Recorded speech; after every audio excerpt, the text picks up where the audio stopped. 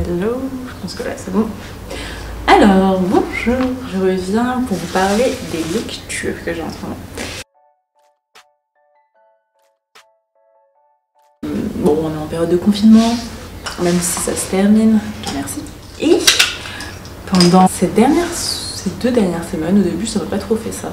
J'ai eu vraiment envie de lire et de relire des choses qui sortaient un peu de ce que j'ai eu l'habitude de lire ces derniers temps, c'est-à-dire ces derniers temps j'ai lu beaucoup de choses sur la sociologie et sur les mécanismes de pensée, tout ça. C'est des choses qui sont très intéressantes, mais qui demandent un certain effort intellectuel pour les lire et pour les comprendre et pour pouvoir vraiment en bénéficier. Et j'avais envie de choses un peu plus légères. Oui, je dis ça, mais bon, plus légères pour moi. Et des trucs qui m'enthousiasmaient un peu plus. Et du coup, j'ai un peu fouillé dans ce que j'avais acheté 2 e-books qui me parlaient beaucoup et je voulais vous en parler parce qu'ils ont l'air génial. Alors, je commence par quoi? Je vais commencer par les magazines. Je suis abonnée à Science et Vie. Et j'ai certains magazines que j'ai jamais encore lus parce que je prends mon temps, je ne me mets pas de pression. Et il y en a 2. Non, il y en a un que j'ai lu que je veux absolument relire. Et il y en a un autre que j'ai jamais lu. Alors celui que j'ai jamais lu, c'est celui-là. Il s'appelle « Et si la Terre était vivante, pourquoi les scientifiques y croient ?» Science et Vie, j'adore parce que c'est un magazine qui parle de science et qui parle de tout ce qui touche à la vie de près ou de loin et de toutes les actualités scientifiques, de tout ce qui peut être excitant d'un point de vue scientifique. Et je trouve que ça racontait avec une très grande vulgarisation. Enfin, non, pas une très grande vulgarisation. C'est pas considéré comme un magazine de vulgarisation scientifique apparemment. Mais moi je trouve que ça l'est. Et que c'est très accessible. Je viens de voir un truc sur les émotions. Et du coup, bon, c'est un magazine comme un autre. Dans le sens où il y a plusieurs articles. Et l'article principal parle de pourquoi les scientifiques pensent que la Terre est vivante. Et je trouve que c'est un sujet passionnant. Ils disent qu'il y a une hypothèse qui est en train d'émerger de plus en plus et qui devient de plus en plus évidente pour certains scientifiques, notamment les spécialistes du climat, des océans, des glaces, de biodiversité, et qui pensent que la planète Terre n'est pas une simple planète, mais serait un être à part entière vivant. Vous pouvez vous procurer tout ça sur internet, tous leurs articles sont en ligne. Si vous n'êtes pas abonné à Science et Vie, vous avez le droit à 3 articles gratuits par jour, ce qui est plutôt sympa. Ensuite ça, je suis une passionnée, mais vraiment une passionnée de neurologie, de psychologie, mais surtout de la psychologie d'un point de vue, je vais dire scientifique, d'un point de vue pragmatique et d'un point de vue de recherche concrète. On va dire ça comme ça, je sais pas si vous voyez ce que je veux dire. Il y a une théorie qui émerge ces dernières années selon laquelle l'esprit serait plat, beaucoup plus plat que ce qu'on pense. Vous connaissez tous les biais cognitifs qui sont en œuvre lorsqu'on interagit avec l'extérieur et que notre cerveau en fait serait un farceur et qui nous ferait croire en notre réalité alors qu'on a accès à très peu de cette réalité-là et que tout notre monde serait un peu inventé par lui et avec notre volonté, notre accord plus ou moins impliqué. Que toutes ces histoires de subconscient, de ça, de être au profond, du fait qu'on aurait plein de choses qui nous relieraient à notre passé. Vous connaissez toutes les théories un peu freudiennes, tout ça, tout ça. Ce serait pas du tout en concordance avec les recherches et les avancées scientifiques qui sont faites sur la neurologie. Par contre, tout ce qui est croyance, qui ont un impact énorme sur notre propre réalité et sur la manière dont on interagit. Ça, ouais, ce serait complètement confirmé. Et de ce que j'ai compris, parce que j'ai commencé un peu à lire aussi, on a un besoin de cohérence tellement important que notre cerveau est prêt à nous mentir et à jouer avec nous pour nous faire croire à une certaine cohérence et pour nous rassurer. Ce qui fait on serait un peu bête parce que nous on croirait tout le temps. En gros, c'est ça la théorie. C'est en très très gros. Franchement, je vous ferai une vidéo là-dessus. Quand j'aurai bien compris, j'aurai bien fini de capter toutes les subtilités de cette théorie. Mais ça a l'air vraiment très intéressant et très marrant. Ce n'est pas un magazine, c'est un livre. Et c'est un livre de Jeunesse, d'ailleurs, Bayard Jeunesse, de jeux. Et c'est un livre où, en gros, on a plein d'histoires. Avec, je pense que c'est des meurtres, ou enfin ce sont des crimes, des meurtres, et des histoires à résoudre et avec des potentiels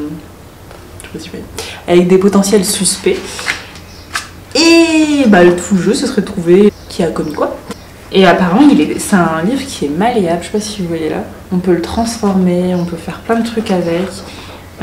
Il a l'air très chouette. Mais j'ai jamais, je l'ai acheté il y a très longtemps. J'ai jamais ouvert et j'ai pas joué plus que ça. J'ai jamais joué en fait. Mais je veux m'y mettre. Et en fait, si j'avais acheté ça, je me souviens, c'est parce que j'avais commencé à jouer. Alors, je regarde mon portable parce que je cherche l'application. Je crois que ça s'appelle Illu, je sais pas quoi. Ouais, Lumosity. Je sais pas si vous allez voir cette application-là. Et en fait, c'est une application où vous avez 3 jeux par semaine, des jeux qui sont censés vous faire travailler votre cognition. Et c'est des jeux plutôt sympas. Et quand j'ai commencé en fait à jouer à ça et à l'inclure un peu dans ma routine, ben, je me suis rappelé à quel point je kiffais ça quand j'étais petite, faire ce genre de jeux, ces jeux qui font travailler le cerveau, la mémoire, l'attention, la rapidité, tout ça. C'est très drôle et en plus vous avez un suivi de votre évolution sur l'application. Je vous la conseille, elle est gratuite, vous pouvez aussi avoir la fonctionnalité payante, je crois que vous avez plus de jeux et vous avez plus aussi de suivi, si je sais bien, si je me souviens bien, mais je suis jamais jusque là, on dirait. Ensuite, j'ai 2 livres, un roman. Je prends ma Kindle parce qu'ils sont tous les 2 dessus. Que je retrouve le nom du roman, que j'ai aussi commencé à lire. Je lis tout en même temps, ça peut sembler un peu bizarre à certaines personnes parce que je sais qu'il y en a beaucoup qui aiment prendre un livre, le finir, ensuite passer à un autre. Moi j'aime beaucoup avoir beaucoup de trucs en même temps, de livres et des livres différents. Par exemple avoir un roman qui parle d'une histoire peut-être même superficielle, avec des choses à lire sur la science, des choses à lire sur notre rapport au monde. J'adore ça. Et j'aime bien avoir ces trucs-là en même temps en fait. C'est comme si j'en avais besoin en même temps. Mon cerveau aime. C'est différentes choses. Cette maison est la tienne, de Fatima Farren Mirza. Un livre qui a l'air trop bien, c'est un livre qui parle d'une famille, c'est un livre dans lequel on suit une famille musulmane aux États-Unis. On suit les enfants du plus jeune âge jusqu'à l'âge adulte, je crois. Mais je suis au début, donc quand ils sont tout petits, on suit aussi leurs parents en fait, comment ils se sont mariés, etc. C'est une réalité qui est complètement différente de la nôtre parce que le mariage est un mariage arrangé et ils ont des préoccupations qui sont complètement différentes. C'est un monde qui est complètement différent en fait. Et en même temps, moi, c'est un monde que je connais un peu parce que je suis d'origine musulmane. Par contre, je crois pas que ce soit des Arabes, je crois que ce sont des Indiens, si je dis pas de bêtises. Mais je suis pas sûre de moi. En tout cas, c'est des musulmans, ce qui compte, enfin, c'est ce qui est important dans l'histoire. Et ils viennent d'une autre culture, d'une culture étrangère. Ils sont venus aux États-Unis et ils sont dans leur monde, en fait, dans leur bulle avec leur communauté. Et on voit en fait comment ils vont évoluer, comment ils vont interagir avec le monde. Quelles vont être les limites que les enfants vont rencontrer, les questions qui vont se poser. On parle de voile, on parle d'amour, du fait de tomber amoureux. On parle aussi beaucoup, pour les petites filles, du passage à l'âge adulte. Est-ce que ça veut dire que devenir femme dans cette communauté-là, en tout cas dans cette famille-là. Et on parle du père, du rôle du père, du rôle de la mère, de pourquoi ils ont ce rôle-là et de comment ça fonctionne. Et en fait, ce que j'adore, en tout cas dans les premières pages que j'ai lues, c'est que tous les personnages sont hyper attachants. Il n'y a pas de jugement ni quoi que ce soit, c'est vraiment une histoire où on suit tout le monde et on comprend tout le monde en fait. Même si parfois certains personnages font des trucs qui peuvent paraître de l'extérieur what the fuck, la manière dont c'est expliqué, un regard très humain en fait. Et je trouve ça magnifique. Je recommande à 1000%, même si je n'ai pas encore lu. Je vous ferai une revue si ça vous intéresse. Et pour finir, le livre que j'ai acheté hier ou avant-hier, que j'ai aussi commencé et qui a l'air trop bien, c'est un livre de Brooke Castillo.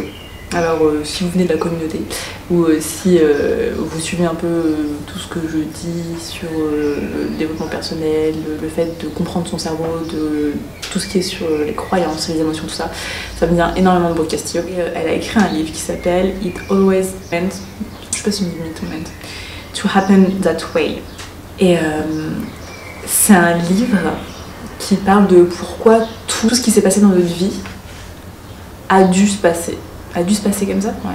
Et c'est un livre sur l'acceptation et le pouvoir de l'acceptation de notre vie comme elle est, exactement comme elle est, et de notre passé exactement comme il est. Les premières pages sont magnifiques. Déjà, j'adore parce que quand je le lis, j'entends vos questions. J'ai l'habitude d'écouter ces podcasts.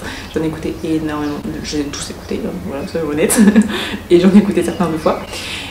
Et du coup, j'ai l'impression que c'est un peu une proche.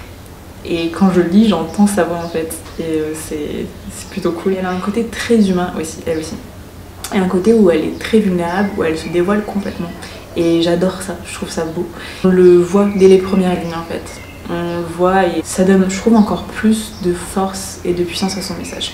J'avais vraiment envie de lire un livre sur ce thème-là. J'avais lu le livre de Byron Katie, c'est sur les 4 questions, je sais plus, je le mettrai quelque part. En gros, Byron Katie, c'est une coach américaine qui pose 4 questions à ses coachés et enfin, vous pouvez prendre ces questions et vous les poser vous-même, ça fonctionne aussi. C'est sur des problématiques particulières quand les personnes viennent la voir avec des problématiques, elle leur pose toujours les 4 mêmes questions. Et c'est des 4 questions qui permettent de remettre leur réalité en perspective et de remettre ce qu'ils croient vrai comme étant pas forcément vrai et d'accepter et d'aimer en fait la réalité comme elle est. Et j'avais beaucoup aimé ce livre. C'était un livre, elle en a écrit plusieurs, celui que j'ai lu, c'est un livre où on suit en fait plein de personnes différentes qui sont parties la voir et on a leurs problèmes et on a la résolution à travers les 4 questions. Et c'est vraiment très intéressant en fait.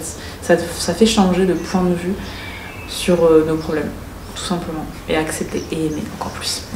Et je trouve ça très beau. Et du coup, j'avais envie d'un livre qui parlait beaucoup d'acceptation. En ce moment, je suis beaucoup en train de réfléchir à l'acceptation de soi, à l'acceptation de son humanité et à comment faire la paix avec soi. Et du coup, c'était un livre parfait pour ça. Donc voilà, si ça vous dit, moi je vous les conseille. Je les ai pas encore lus, mais franchement, ils ont l'air tous top. Je vous en reparlerai si vraiment il y en a certains qui m'ont touché plus que d'autres. C'est sûr que à 200% que je ferai une vidéo sur la théorie de la bêtise et sur l'enseignement neurologique, sur le fonctionnement de notre cerveau et sur notre perception de la réalité. Voilà, j'espère que ça vous a plu, j'espère que vous allez bien chez vous et je vous dis à bientôt, on est ensemble.